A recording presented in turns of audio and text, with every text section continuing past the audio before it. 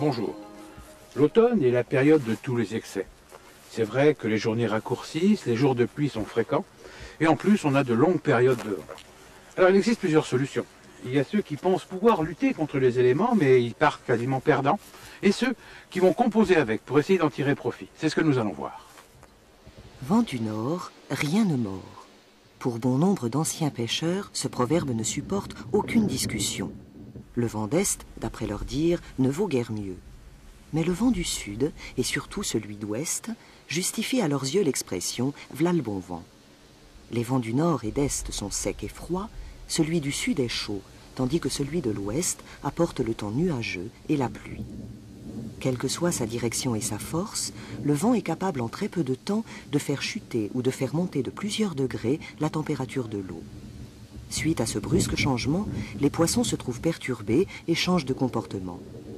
Mais le vent a aussi de nombreux avantages. Les carnassiers sont moins méfiants, car les vagues altèrent leur vision des éléments extérieurs. Ils s'approchent alors facilement des berges. Le nombre de pêcheurs présents au bord de l'eau diminue considérablement, ce qui permet aux autres courageux de choisir les meilleurs postes. Les herbiers et nénuphars qui représentaient les postes d'été disparaissent de jour en jour. Les fosses où l'eau est la plus chaude seront occupées tout l'hiver. L'automne est la période de transition entre ces deux extrêmes. La présence d'abris tels qu'amortis proches des berges, remous, obstacles immergés, entrées de canaux et de bras morts attirent l'ensemble des poissons. Les arrivées d'eau, sources inépuisables de nourriture, regroupent tous les cyprinidés, tandis que les pourtours d'îles, pontons, arbres noyés sont les zones le plus souvent habitées par les carnassiers. Dans tous les cas, privilégiez toujours des postes situés sur la berge battue par le vent, car les vagues y poussent inévitablement toutes sortes de nourritures, végétaux, insectes vivants et morts, larves aquatiques. Le poisson blanc suit cette manne providentielle et les carnassiers ne sont jamais très loin.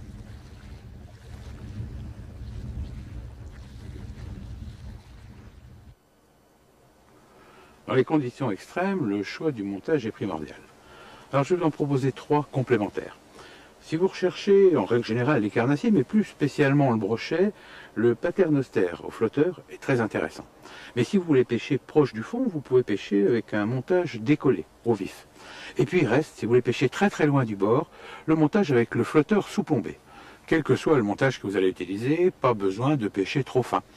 Vous pouvez utiliser par exemple en corps de ligne sur le moulinet un 30-35 centièmes avec un bas de ligne de 2 centièmes inférieur. Attention malgré tout, si les brochets sont présents, pensez à employer un fil d'acier. Le montage au paternostère avec flotteur est idéal pour tous les postes situés proches du bord. Choisissez vos cannes les plus longues, 4-5 mètres voire plus. Pas question de propulser le montage à grande distance, il suffit de le descendre à la verticale sous la pointe du sion.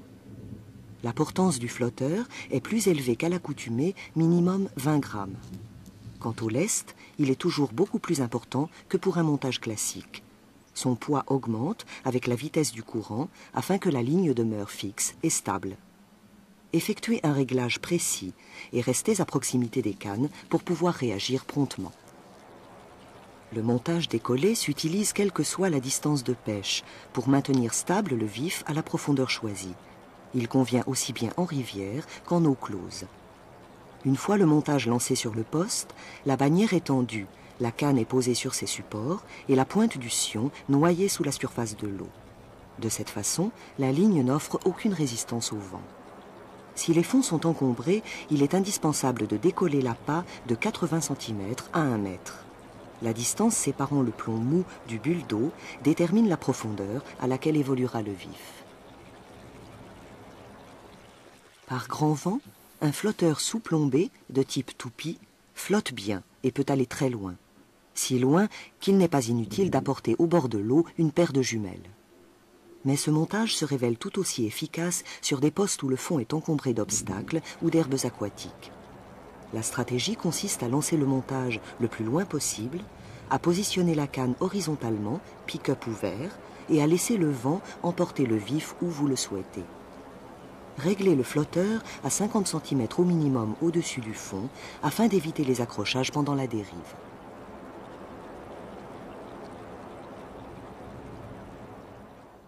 Pour les amoureux des poissons blancs, rien de tel que la pêche à l'anglaise.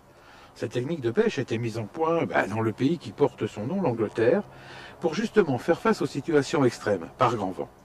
Il suffit de bien noyer la bannière pour pêcher dans des conditions acceptables. En ce qui concerne les amorces, il faut éviter d'amorcer trop massivement, car le vent crée des courants parasites, alors que sur nos clos ou en rivière, des courants sont dus uniquement à la présence du vent. Donc on va faire un amorçage de rappel. Au départ, 3 ou 4 boules, et on va amorcer progressivement en fonction de l'avenue des poissons. N'oubliez pas malgré tout d'incorporer des aiges vivantes. La ligne, quant à elle, devra être un petit peu plus lourde que d'habitude. Si vous pêchez sur un poste donné avec une ligne de 2 grammes, il vous faudra au moins prendre 1 gramme de plus, 3 grammes. Le flotteur devrait être muni d'une quille longue et lourde, de façon à assurer la stabilité dans la vague. De plus, privilégiez les plombées massives, qui permettront de mettre la ligne en place rapidement.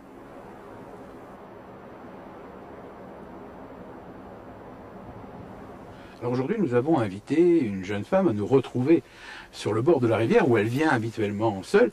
Qu'est-ce que tu viens faire à cette époque de l'année au bord de la rivière? Alors cette période est très propice au repérage, puisque aujourd'hui c'est du repérage. Vous voyez ma tenue très citadine. Non, aujourd'hui c'est pas la pêche, que d'ailleurs je pratique avec mon frère et mon père assez régulièrement. Et donc ils m'ont envoyé un petit peu, j'avais un peu de temps, repérer les feuilles. Et puis le vent, parce que cette période, le vent joue un rôle assez important pour nous. D'accord. Donc quand tu parles des feuilles, c'est les feuilles qui tombent dans l'eau, j'imagine? Voilà, tout à fait. Les feuilles, bon, moi je sais en ce qui me concerne qu'elles jouent un rôle important dans le sens où vraiment, quand je pêche, ça me gêne un petit peu, j'avoue. Quand il y a beaucoup de feuilles, tu t'accroches? Voilà, ça s'accroche. Puis les poissons sont beaucoup plus méfiants. Oui, ils sont un peu agacés, quoi. Voilà, les feuilles qui tombent sans arrêt. C'est vrai, c'est vrai.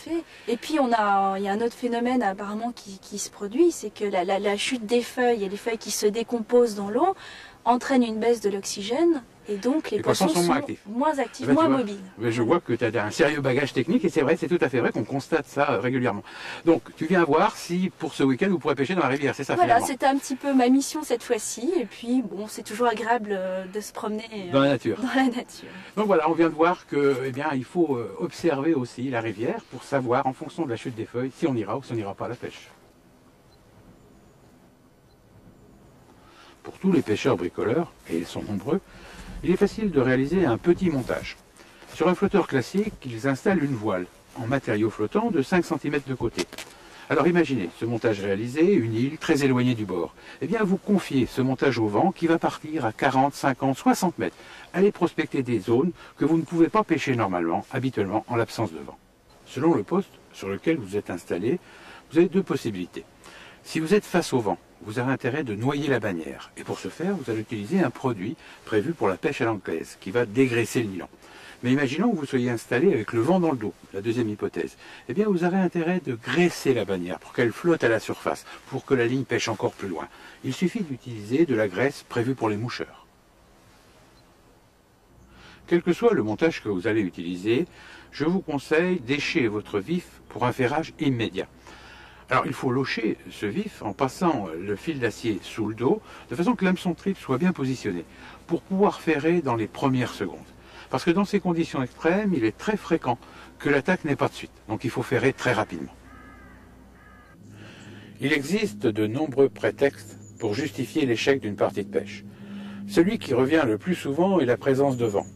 Alors à cette époque de l'année où il souffle presque tous les jours, il vaut mieux apprendre à faire avec. À la prochaine.